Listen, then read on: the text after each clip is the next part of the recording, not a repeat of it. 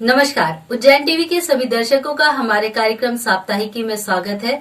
आइए एक नजर डालते हैं सप्ताह भर की प्रमुख खबरों पर।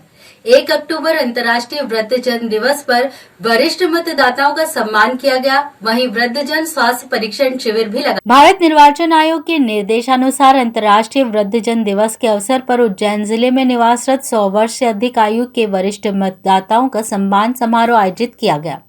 बृहस्पति भवन स्थित एनआईसी रूम में मतदाताओं को शॉल श्रीफल भेंट कर सम्मानित किया गया। अचरज की बात रही कि सम्मान पाने वाली सभी महिलाएं थीं।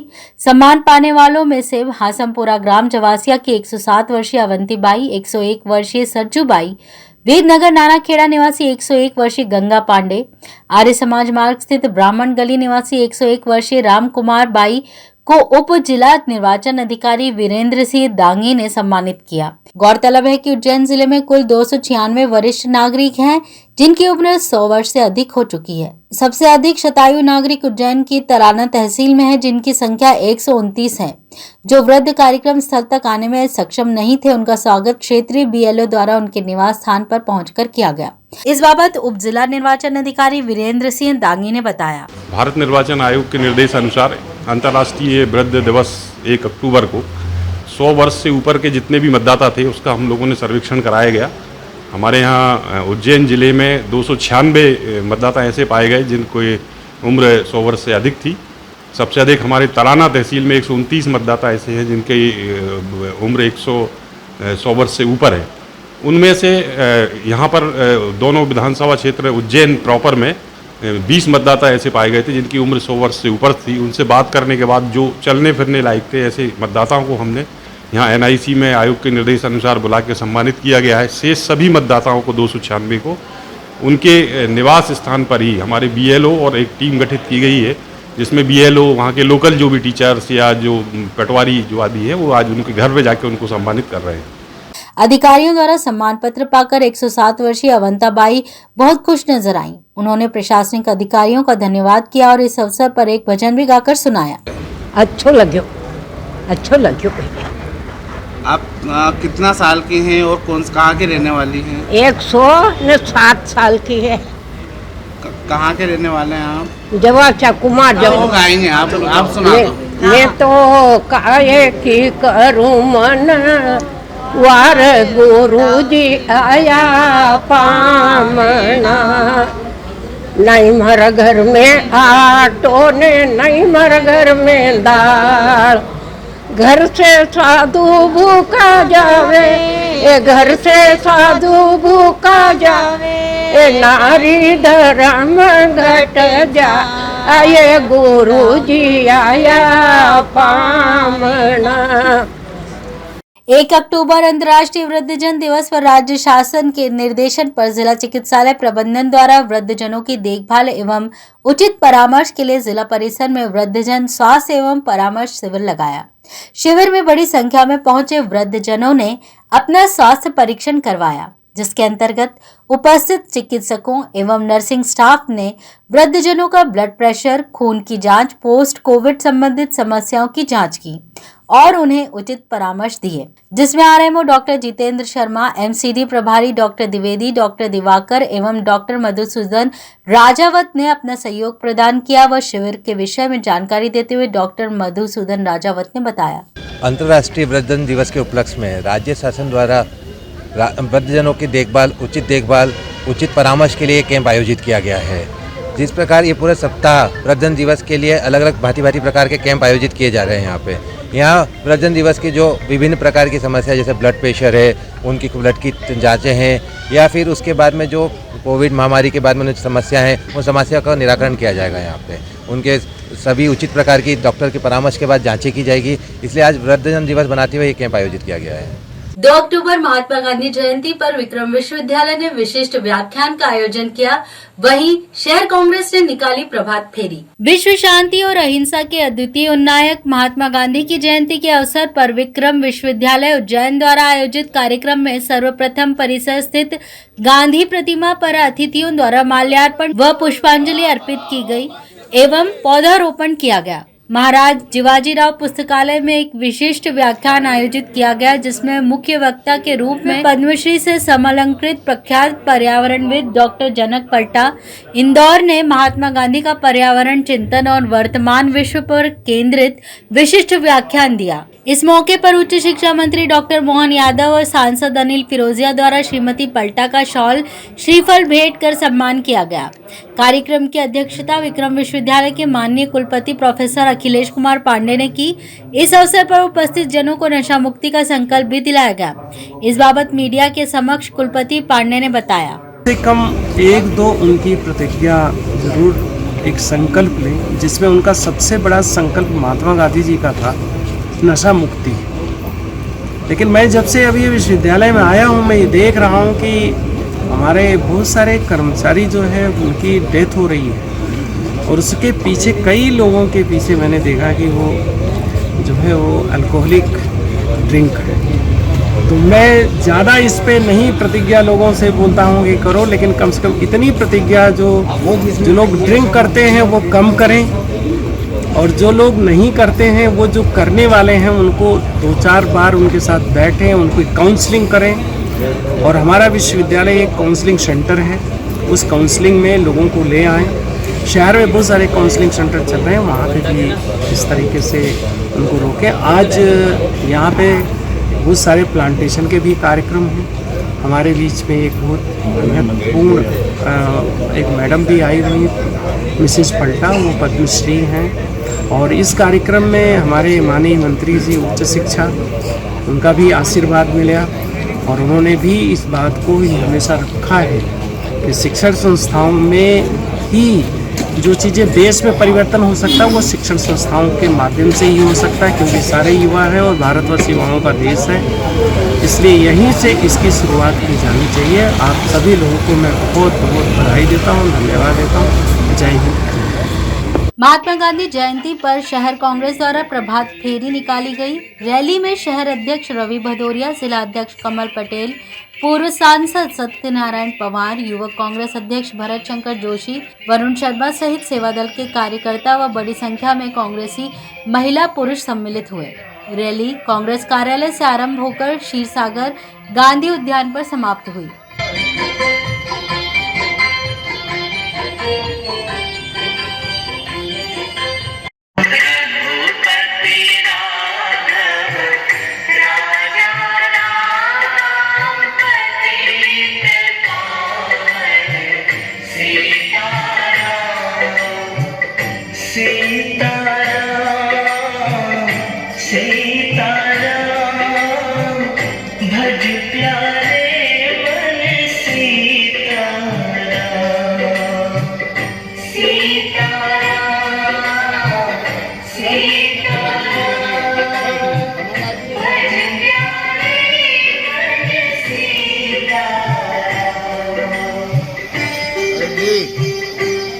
इधर राष्ट्रपिता महात्मा गांधी जयंती के अवसर पर घटिया क्षेत्र के विधायक श्री रामलाल मालवीय द्वारा घटिया सामुदायिक स्वास्थ्य केंद्र पर एम्बुलेंस भेंट की गई। शारदीय नवरात्रि महाअष्टमी पर कलेक्टर द्वारा मां 24 खंबा माता मंदिर पर मदिरा का भोग लगाया गया व प्रशासनिक अमले द्वारा नगर सिंचन किया गया। सम्राट विक्रमादित्य के समय से नगर को प्राकृतिक और अन्य आपदाओं से बचाने के लिए नगर पूजा की परंपरा चली आ रही है।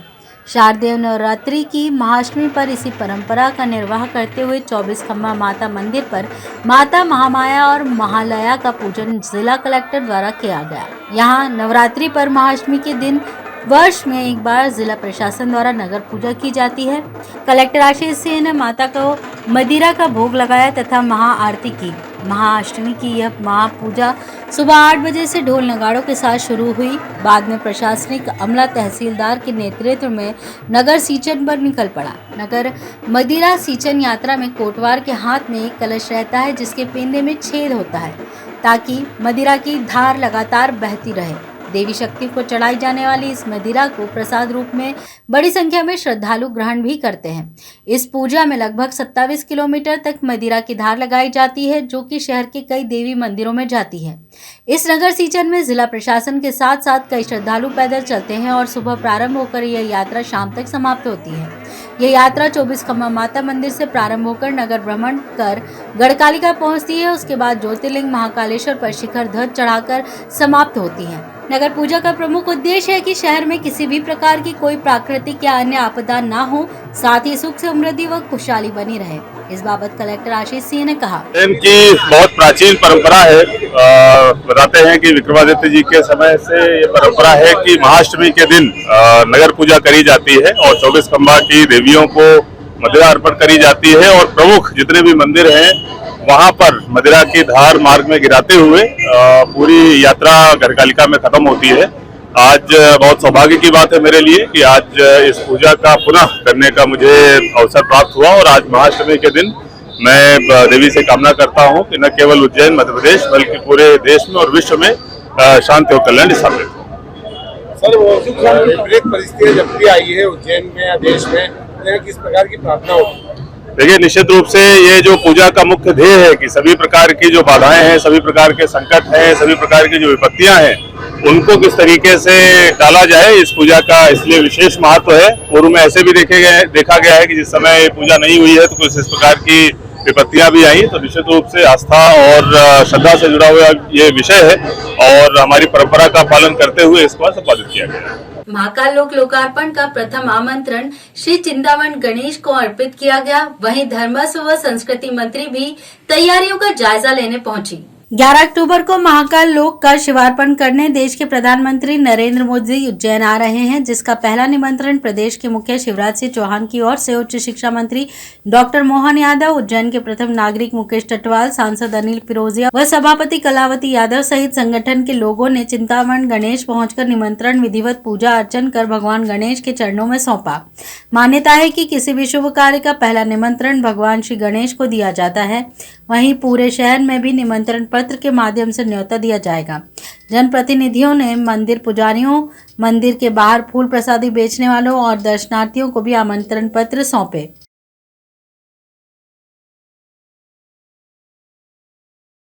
ग्यारह अक्टूबर को प्रधानमंत्री नरेंद्र मोदी महाकाल लोक का लोकार्पण करने आएंगे, तब विभिन्न सांस्कृतिक कार्यक्रमों का आयोजन होगा। संस्कृति विभाग से जुड़े 600 से 700 कर्मचारी सांस्कृतिक प्रस्तुतियां देंगे। आयोजन में करीब 1 लाख लोगों को आमंत्रित किया जाएगा। प्रधानमंत्री मोदी की होने वाली आम सभा में गायक कैलाश खेर की प्रस्तुति होगी। महाकाल लोक के लोकार्पण कार्यक्रम की तैयारियों को लेकर यह जानकारी धर्मस्व मंत्री उषा ठाकुर ने दी। जी, हमारे राष्ट्र नायक नरेंद्र भाई मोदी जी 11 अक्टूबर शाम 6 बजे पधारें कार्तिक मेला ग्राउंड और उसकी तैयारियां युद्ध स्तर पर शासन प्रशासन करने में लगा हुआ है।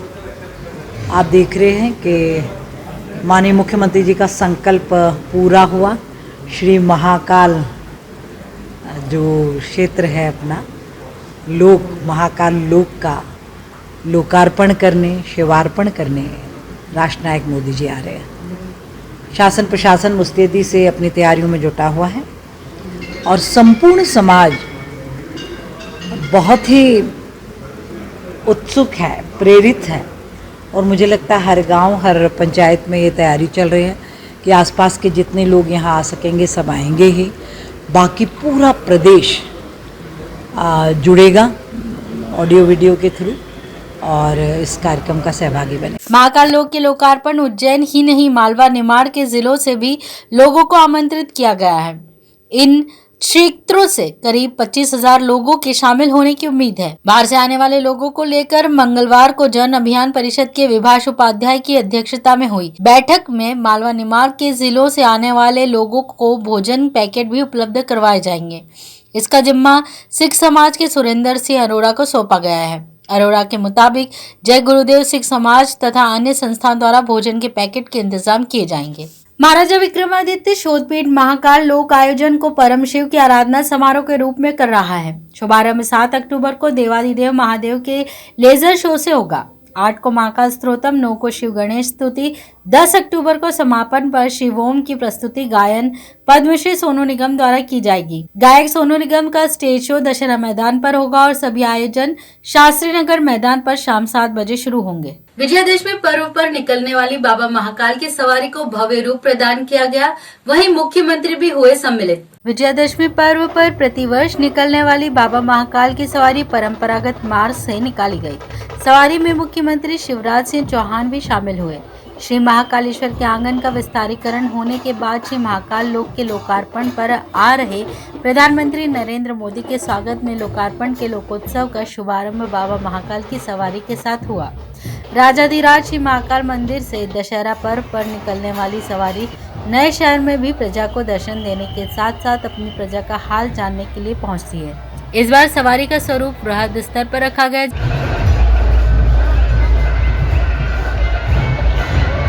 इसके पूर्व मुख्यमंत्री ने सपत्नीक बाबा महाकाल के दर्शन कर मीडिया को संबोधित भी किया। विजयादशमी की सभी प्रदेशवासियों को बहुत बहुत शुभकामनाएं। दशहरा विजयादशमी बुराई पर अच्छाई की जीत का पर्व है, अधर्म पर धर्म की विजय का पर्व है। भगवान श्री रामचंद्र जी के चरणों में भी प्रणाम। कि सही अर्थों में विजयादशमी का अर्थ है कि हमारे अंदर अगर कोई बुराई हो तो उस बुराई को भी हम जला दें और समाप्त करने का संकल्प लें, ताकि हमसे कोई अधर्म का, दूसरों का अहित करने का और कोई काम ऐसा ना हो जो धर्म सम्मत ना हो, जो समाज के हित में ना हो, देश के हित में ना हो। इसलिए हम आज विचार करें कि अपने अंदर कौन सी चीज ऐसी है जो बुराई है, जो पाप है, उसको हम समाप्त करें। आज महाकाल महाराज के चरणों में प्रणाम किया। उन्हीं की कृपा से एक अद्भुत रचना श्री महाकाल लोक की यहाँ पे हुई है और आनंद का विषय है कि प्रधानमंत्री श्रीमान नरेंद्र मोदी जी भगवान महाकाल को उन्हीं का लोक अर्पित करने पधार रहे हैं। आज प्रार्थना की महाकाल महाराज के चरणों में सब सुखी हो, सब निरोग हो, सबका मंगल हो, सबका कल्याण हो, कार्यक्रम सानंद संपन्न हो, प्रदेश से देश से सारे मतभेद मिट जाएं, सब एक दिशा में देश की प्रगति और विकास के रास्ते पर जाएं और हमारा देश विश्वगुरु बने, ताकि भौतिकता की अग्नि में दग्ध विश्व मानवता को शाश्वत शांति के पथ का दिग्दर्शन करा पाए। मुख्यमंत्री की उपस्थिति में रिमझिम फुहारों के बीच स्वर्गीय लाला अमरनाथ स्मृति रावण दहन महोत्सव संपन्न हुआ। स्वर्गीय लाला अमरनाथ स्मृति दशहरा महोत्सव में मुख्यमंत्री शिवराज सिंह चौहान ने शिरकत की। संस्था के समन्वयक डॉक्टर प्रकाश रघुवंशी ने मुख्यमंत्री की अगवानी की। उन्होंने यहाँ सपत्नीक शमी वृक्ष का पूजन किया। इसके पश्चात समाजसेवी सुरेंद्र सिंह अरोड़ा, आयोजक ओम प्रकाश खत्री का शॉल श्रीफल भेंट कर सम्मान किया। इस मौके पर उच्च शिक्षा मंत्री डॉक्टर मोहन यादव, प्रभारी मंत्री जगदीश देवड़ा, सांसद अनिल फिरोजिया, विधायक पारस जैन, पूर्व मंत्री सत्यनारायण जटिया, आयोजक ओम प्रकाश खत्री, शिवा खत्री व डॉक्टर प्रकाश रघुवंशी उपस्थित रहे। कार्यक्रम को मुख्यमंत्री शिवराज सिंह चौहान द्वारा संबोधित भी किया गया।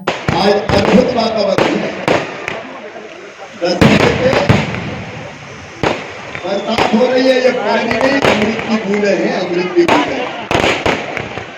और हम इसके लिए सौभाग्य लेके आई। इस बार की विजयादशमी अद्भुत है। महाकाल महाराज आप सब पर कृपा की वर्षा करें कि विजयादशमी के त्योहार पर बहुत बहुत शुभकामनाएं। बुराई पर अच्छाई की जीत का ये पर्व है, अधर्म पर धर्म की विजय का ये पर्व है। हम लोग बचपन से कहते रहे हैं, धर्म की जय हो, अधर्म का नाश हो, प्राणियों में सद्भावना हो और विश्व का कल्याण हो। इसके पश्चात जोरदार आतिशबाजी के साथ रावण दहन किया गया।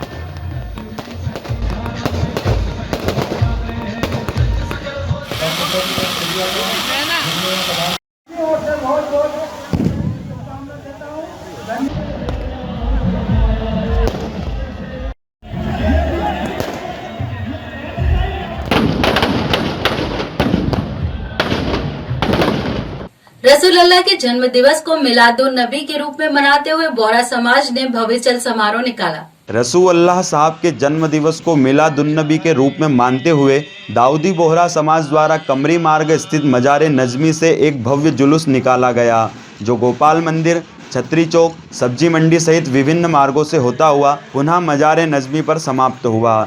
जुलूस में शहर पाँचों आमिल साहब, शेख मोइज़ भाई सुनहेल वाला, शेख मुर्तज़ा भाई जमाली, शेख मुर्तज़ा भाई रामपुरा वाला, शेख मोइज़ भाई दरगाह वाला, शेख मोहम्मद भाई वारधा वाला सम्मिलित हुए। जुलूस में अश्वरोहित दल के साथ स्काउट बोहरा बैंड भी कदम ताल मिलाते हुए सम्मिलित हुआ। जुलूस का पूरा जिम्मा बीजीआई कमेटी ने संभाल रखा था। जुलूस में बड़ी संख्या में समाज जन शामिल हुए। जानकारी समाज पीआरओ शेख अली असगर मोय्यदी ने दी।